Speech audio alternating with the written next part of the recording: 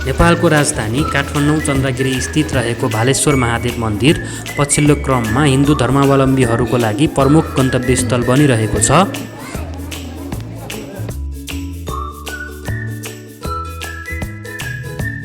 हामी पनि आज चन्द्रगिरी हिल्सको केबुल कार चढेर भालेश्वर महादेव मन्दिर दर्शन गर्न जाँदैछौँ।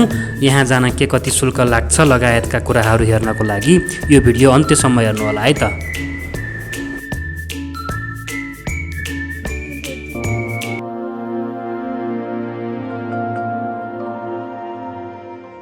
गाइज के छ, सबैजना सन्चै हुनुहुन्छ? यति बेला हामी काठमाडौँ छौँ। काठमाडौँ विशेष कामले आइएको थियो। अब यही अवसरमा हामी चाहिँ आज चन्द्रगिरी पनि जाने भनेर चन्द्रगिरीतर्फ अगाडि बढ्दैछौँ। चन्द्रगिरी केबुल कार चढेर भालेश्वर महादेव जाँदैछौँ बुढाबुढी। अनि उताबाट फर्केर आजै पोखरा पनि फर्किने हो हामी। हिजो आएको है, काठमाडौँमा काम सकाएर फर्किने बेलामा विशेष अवसरमा हामी चन्द्रगिरी भालेश्वर महादेव जाँदैछौँ है त। हेलो, फेरि पनि हामी आयौँ।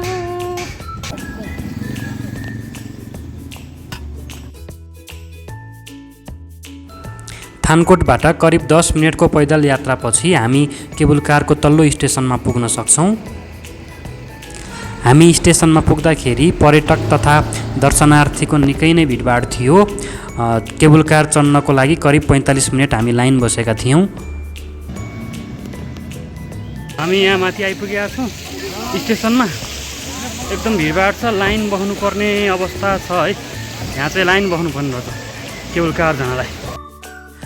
दुईतर्फी केबुल कारको टिकटको मूल्य भने साधारणतर्फ 850 रुपियाँ रहेको छ। विद्यार्थी परिचय पत्र, ज्येष्ठ नागरिक, अपाङ्ग पत्र लगायतका कार्डहरूको आधारमा विभिन्न डिस्काउन्ट पनि पाउन सकिन्छ। विदेशी पर्यटकको लागि भने छुट्टै टिकट दर पनि रहेको छ।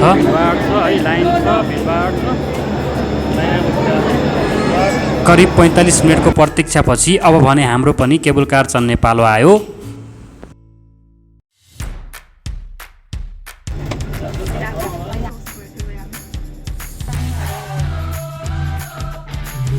करिब 2.5 किलोमिटर लामो यस केबुल कारको दूरी पार गर्न करिब 11 मिनट लाग्ने रहेछ।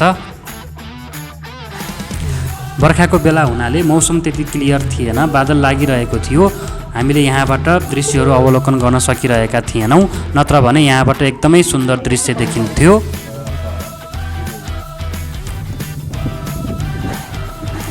चन्द्रगिरी हिल्स लिमिटेडले निर्माण गरेको यस केबुल कार मार्फत चन्द्रगिरी हिल्स रिसोर्ट जान आउनको लागि रिसोर्टको ग्राहकहरूको लागि भने छुट्टै किसिमको व्यवस्था हुने रहेछ।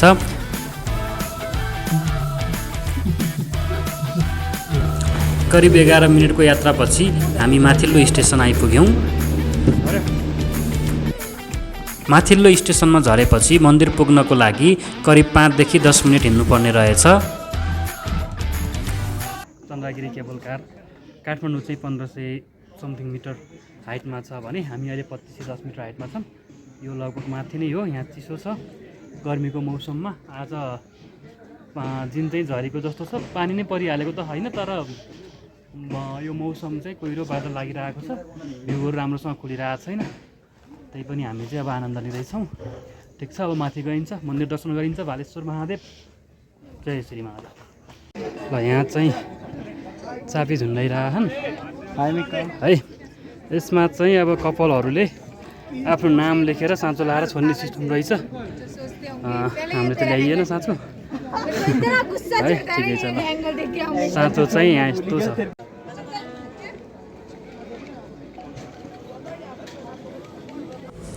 चन्द्रगिरी हिल्स लिमिटेडले यहाँ विभिन्न एडभेन्चर गेमहरूको व्यवस्था पनि गरेको रहेछ।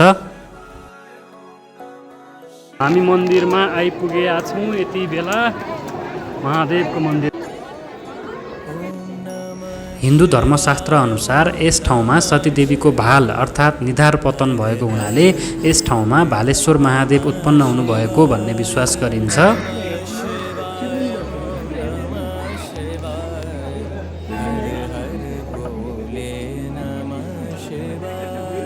महादेवको चाहिँ प्रसाद पनि ग्रहण गरिसकियो। जानका लागि गुरुजीको हातबाट है हाम्रो विदुर गुरु हुनुहुन्छ चन्द्रगिरीमा देवमा पुजारी तुरुले पनि लगाइन् हामी दुईटा चाहिँ हर हर भोले नमः शिवाय ओम नमः शिवाय ओम नमः शिवाय हर हर भोले नमः शिवाय ओम नमः शिवाय हर हर भोले नमः शिवाय।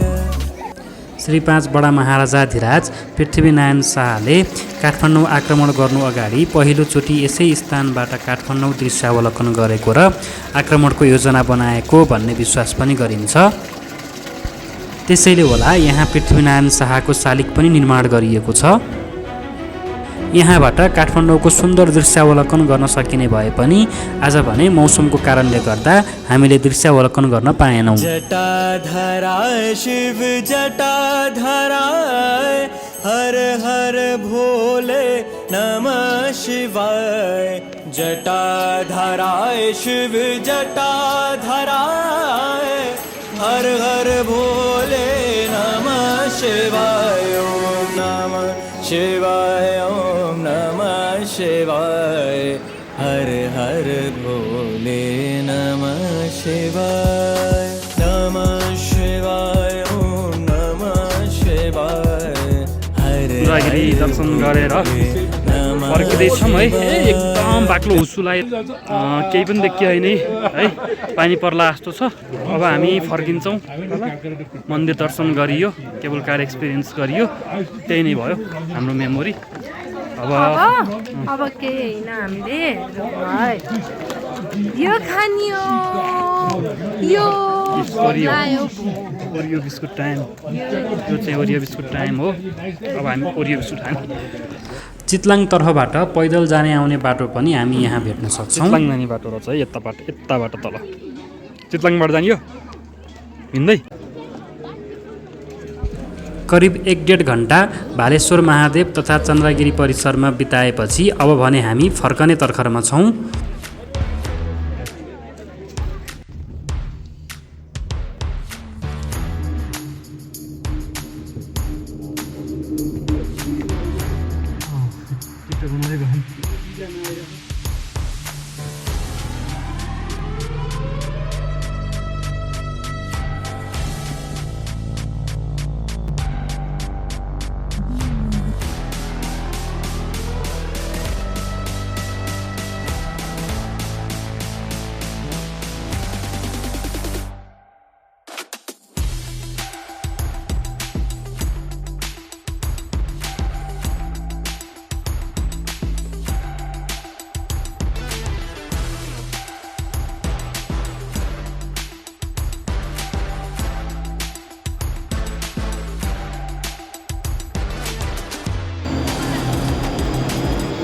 चन्द्रगिरीको दर्शन यति नै भयो।